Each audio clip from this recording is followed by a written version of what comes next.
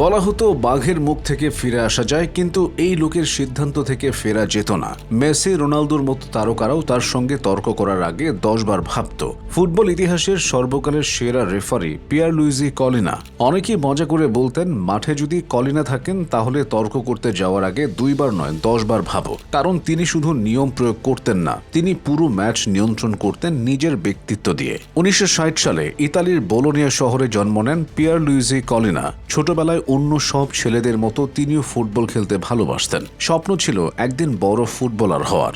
বন্ধুদের সঙ্গে রাস্তায়, পার্কে, মাঠে ঘন্টার পর ঘন্টা ফুটবল খেলতেন। কিন্তু 17 বছর বয়সে তিনি বুঝতে শুরু করেন পেশাদার ফুটবলার হওয়ার মতো প্রতিভা হয়তো তার নেই। ঠিক তখনই এক বন্ধু তাকে রেফারিং কোর্সে ভর্তি হওয়ার পরামর্শ দেয়। সেই সিদ্ধান্তই বদলে দেয় তার পুরো জীবন। কলিনার জীবনে বড় একটি ধাক্কা আসে মাত্র 24 বছর বয়সে। তিনি আক্রান্ত হন অ্যালোপেশিয়া নামের এক বিরল রোগে। কয়েক সপ্তাহের মধ্যেই তার মাথার সব চুল, ভ্রু, এমনকি শরীরের সব লোম ঝরে যায়। অনেকের জন্য এমন ঘটনা মানসিকভাবে ভেঙে পড়ার কারণ হতে পারত। কিন্তু কলিনা থেমে যাননি, বরং এই অদ্ভুত চেহারাই পরে তাকে ফুটবল বিশ্বের সবচেয়ে পরিচিত মুখগুলোর একটিতে পরিণত করে। পুরো 90 মিনিট জুড়ে তিনি খেলোয়াড়দের সঙ্গে তাল মিলিয়ে দৌড়াতেন। মাঠের এক প্রান্ত থেকে আরেক প্রান্তে ছুটে গিয়ে প্রতিটি ঘটনা খুব কাছ থেকে দেখতেন। ফলে বিতর্কিত সিদ্ধান্ত নেওয়ার সম্ভাবনা অনেক কমে যেত। তার দ্রুত উন্নতি সবাইকে অবাক করে দেয়। 1988 সালে তিনি ইতালির 3য় বিভাগের ম্যাচ পরিচালনা শুরু করেন। মাত্র কয়েক মৌসুমের মধ্যেই উঠে আসেন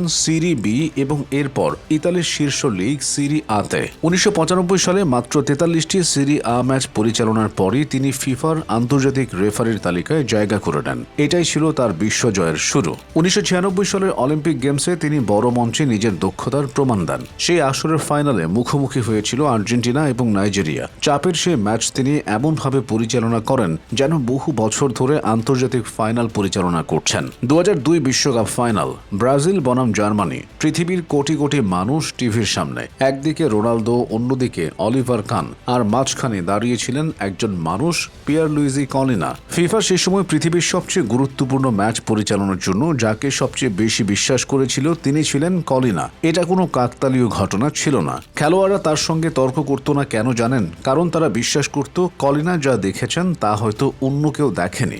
VAR আসার বহু বছর আগে অনেকেই বলতেন কলিনা নিজে একটা চলন্ত VAR। তার সিদ্ধান্ত ছিল দ্রুত, আত্মবিশ্বাসী এবং বেশিরভাগ সময়ই নিখুঁত। এ কারণে তিনি 1998 থেকে 2003 সাল পর্যন্ত টানা 6 বার বিশ্বের সেরা রেফারির স্বীকৃতি পান। আজও এটি ফুটবল ইতিহাসের অন্যতম বিস্ময়কর রেকর্ড। একজন রেফারির জন্য এমন সম্মান পাওয়া সত্যি বিরল। 2005 সালে বাধ্যতামূলক অবসরের বয়সসীমায় পৌঁছে যান কলিনা। নিয়ম অনুযায়ী তার ক্যারিয়ার শেষ হয়ে যাওয়ার কথা ছিল, কিন্তু সমস্যা হলো পরের বছর ছিল বিশ্বকাপ, আর পুরো ফুটবল বিশ্ব চাইছিল কলিনা যেন আরেকবার বিশ্বকাপে বাঁশি হাতে নামেন। ফলে ইতালিয়ান ফুটবল কর্তৃপক্ষ বিশেষভাবে রেফারিদের অবসরের বয়স 1 বছর বাড়িয়ে দেয়। এতটাই মূল্যবান ছিলেন তিনি। তবে শেষ পর্যন্ত 2005 সালেই তার কিংবদন্ত রেফারিং ক্যারিয়ারের ইতি ঘটে। অবসরের পরও তিনি ফুটবল থেকে দূরে সরে যাননি। ফিফা ও উয়েফার বিভিন্ন গুরুত্বপূর্ণ দায়িত্বে কাজ করেছেন।